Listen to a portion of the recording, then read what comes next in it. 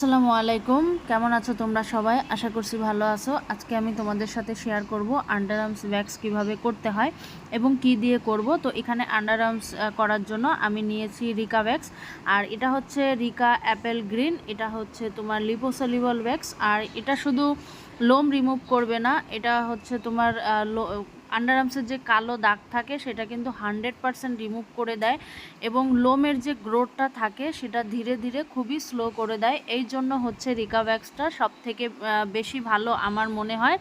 অন্য অন্য ওয়্যাক্স দিয়ে শুধু লোমগুলোই ওঠে, ট্যান কিন্তু ওইভাবে রিমুভ হয় না। এই জন্য রিকা ওয়্যাক্সের কস্টও কিন্তু একটু বেশি পড়ে। তো প্রথমে হচ্ছে আমরা প্রি রিকা ওয়্যাক্সের যে জেলটা থাকে সেটা দিয়ে ভালোভাবে আন্ডার আর্মসটা ক্লিন করে নিব। দেন হচ্ছে আমরা ওয়্যাক্সটা অ্যাপ্লাই করব। আর ওয়্যাক্স অ্যাপ্লাই করার সময় দুইটা তিনটা জিনিস খেয়াল রাখতে হবে। প্রথমে হচ্ছে হেয়ার ডাইরেকশন দেখা খুবই জরুরি এবং ওয়্যাক্সটা অ্যাপ্লাই করার আগে গরম কিনা সেটাও দেখে নিতে হবে। অতিরিক্ত গরম থাকলে কিন্তু স্কিন উঠে যাওয়ার সম্ভাবনা অনেক বেশি থাকবে এবং বুঝতেই পারছো এটা আন্ডার আর্মসে যদি পুড়ে যায় তাহলে কিন্তু ঘা টাইপের হয়ে যাবে, আর এটা কিন্তু শুকাইতে ঠিক হইতেও অনেকটা সময় লাগবে। এতে করে কিন্তু ক্লায়েন্ট অনেক বেশি প্রবলেম ফেস করবে। এই জন্য এটা অনেক বেশি খেয়াল করতে হবে।